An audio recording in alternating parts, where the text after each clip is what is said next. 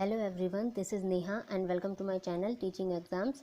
Friends, आज के video में हम बात करेंगे साइंस के टॉप 10 क्वेश्चंस की, जो कि आपके यूपी टेट, सुपर टेट और केवीएस के लिए इंपॉर्टेंट हैं। तो चलिए स्टार्ट करते हैं। पहला क्वेश्चन है, किसी वस्तु की ऊष्माधारिता निर्भर करती है ऑप्शन ए दी गई ऊष्मा पर, ऑप्शन बी बढ़ाए गए ताप पर, ऑप्शन सी वस्तु के द्रव्यमान पर, या फिर ऑप्शन डी वस्तु के आयतन पर। तो देखिए, सबसे पहले जानते हैं ऊष्माधारिता होती क्या है। किसी पदार्थ के द्रव्यमान का ताप 1 डिग्री सेंटीग्रेड बढ़ाने के लिए आवश्यक ऊष्मा की मात्रा को उस पदार्थ की ऊष्माधारिता कहते हैं। ठीक है, इसका एसआई मात्रक होता है जूल प्रति केल्विन, और यह ऊष्माधारिता है किस पर निर्भर करती है, तो वस्तु के द्रव्यमान पर निर्भर करती है। तो ऑप्शन नंबर सी सही हो जाएगा। अगला क्वेश्चन है, अवतल दर्पण के लिए यदि x1 व x2 वस्तु तथा इसके प्रतिबिंब की फोकस से दूरियां हैं, तो दर्पण की फोकस दूरी क्या होगी।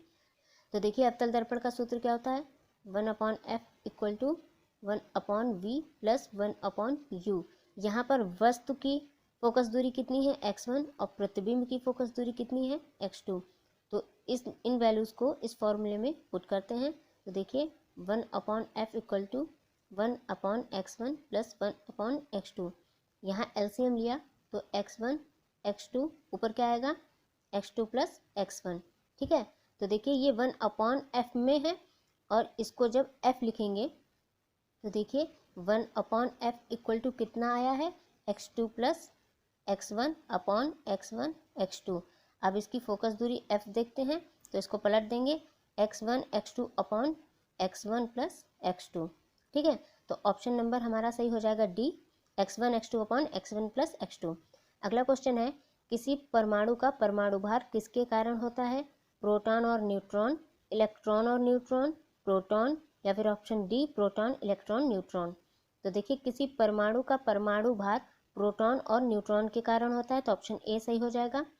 अगला क्वेश्चन है, निम्नलिखित में से कौन सा पदार्थ नहीं है, ऑप्शन ए कोहरा, ऑप्शन बी आर्द्रता, ऑप्शन सी क्वथनांक, या फिर ऑप्शन डी रुधिर।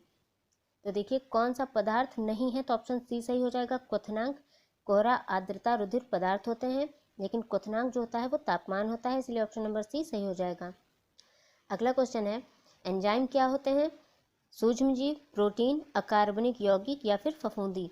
तो एंजाइम जो होते हैं वो प्रोटीन होते हैं, तो ऑप्शन नंबर बी सही हो जाएगा। अगला क्वेश्चन है, निम्नलिखित में से दूध में दूसरा सबसे बड़ा तत्व क्या होता है, वसा, खनिज, जल, या फिर शर्करा। तो देखिए, दूध में दूसरा सबसे बड़ा तत्व होता है शर्करा, तो ऑप्शन डी सही हो जाएगा। दूसरा सबसे बड़ा तत्व शर्करा होता है, तो पहला सबसे बड़ा तत्व क्या होता है दूध में, जल। अगला क्वेश्चन है, फलों का मधुर या मीठा स्वाद निम्नलिखित में से किसके कारण होता है, लैक्टोज, फ्रक्टोज, माल्टोज, या राइबोज। तो देखिए, फलों का मधुर या मीठा स्वाद फ्रक्टोज के कारण होता है, तो ऑप्शन नंबर बी सही हो जाएगा। देखिए, फलों के बारे में जब भी पूछा जाए तो फलों का फा और फ्रक्टोज से आप इसे याद कर सकते हैं। ठीक है, अगला क्वेश्चन है, किसी धातु में इलेक्ट्रॉनों के अनुगमन वेग की दिशा क्या होती है, ऑप्शन ए लगाए गए क्षेत्र के विपरीत, ऑप्शन बी लगाए गए क्षेत्र की दिशा में, ऑप्शन सी लगाए गए क्षेत्र के लंबवत, या फिर ऑप्शन डी लगाए गए क्षेत्र की दिशा पर निर्भर नहीं करती। तो देखिए, किसी धातु में इलेक्ट्रॉनों के अनुगमन वेग की दिशा क्या होती है, तो लगाए गए क्षेत्र के विपरीत होती है, तो ऑप्शन नंबर ए सही हो जाएगा। अगला क्वेश्चन है, जल के अणु आपस में किस बंध द्वारा संगठित रहते हैं, सहसंयोजी बंध द्वारा, हाइड्रोजन बंध द्वारा, आयनिक बंध द्वारा, या फिर वैन वाल्स बल के द्वारा। तो देखिए, जल के अणु आपस में हाइड्रोजन बंध के द्वारा संगठित रहते हैं, तो ऑप्शन बी सही हो जाएगा। अगला क्वेश्चन है, निम्नलिखित में से किस द्रव की श्यानता सबसे अधिक है, जल, ग्लाइकॉल, अल्कोहल, या फिर एसीटोन। तो देखिए, द्रव की श्यानता सबसे अधिक कब होती है, जो द्रव जितना गाढ़ा होता है उसकी श्यानता उतनी ही अधिक होती है, और जो द्रव जितना पतला होता है उसकी श्यानता उतनी ही कम होती है। तो देखिए, जल, अल्कोहल और एसीटोन पतले द्रव होते हैं, तो इनकी श्यानता कम होती है।